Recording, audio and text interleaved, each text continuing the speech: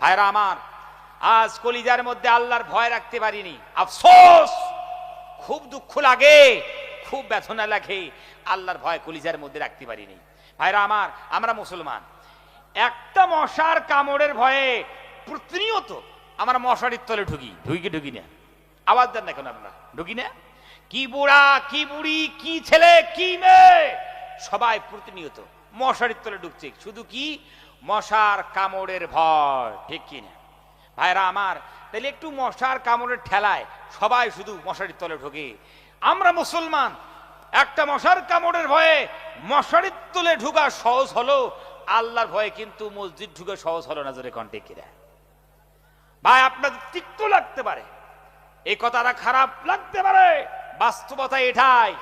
একটা মশার কামড়ের ভয় যদি তোমাকে মসজিদ ঢুকাতে পারে, আল্লাহর ভয় কেন না মশার তলে ঢুকাতে পারে, তো আল্লাহর ভয় মসজিদ ঢুকাতে পারবে না কেন? প্যারে হাজিরিন, বলে হুজুর আল্লাহর ভয় তো কলিজার মধ্যে নেই। জোরে কণ্ঠে কিনা? আল্লাহর ভয় তো নাই, কলিজার মধ্যে আল্লাহর ভয় নাই বলে তো ঢুকাতে পারে না। যদি আল্লাহ জিজ্ঞাসা করে, বান্দারে তোমাকে এহসান করলাম, অনুগ্রহ করলাম, তোমাকে আমি ইজ্জত দিলাম, সম্মান দিলাম, আর মানুষ রূপে দুনিয়ার বুকে তোমাকে বাড়াইলাম, একটা মশাকে তুমি যত ভয় করেছো, আমাকে কেন অত ভয় করো নাই? জবাব কি দিতে পারবো?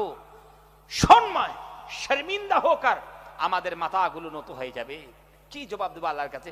যে হারে, একটা মশাকে ততটুকু ভয় করেছি, কেমন মানুষ আল্লাহকে অতটুকু ভয় করতে পারিনি। ভাইরা আমার, ওই জন্য একটু ভাবনার জগতে আজকের মাহফিল গুলো না আত্মসমীক্ষার মাহফিল, আত্মসমীক্ষার মাহফিল। জীবনে কি করছি, কোন গতিতে আমরা চলছি, একটু গতিতে একটু চেঞ্জ করি। প্যারে হাজিরি, অনেক মানুষ তো আসলে হুজুর নামাজ না পড়তে পারি, কিন্তু আমার ইমান করকড়া আছে, ঠিক কিনা? জোরে কর। আমার ইমান খুব তাজা আছে, মজবুত আছে, নামাজ না পড়তে পারি কিন্তু ইমান আছে কিন্তু মজবুত, লোহার মতো শক্ত। ভাই, কোন কথা আপনি বলেন? আপনি বললেন নামাজ না পড়তে পারি, ইমান করকড়া, ইমান শক্ত।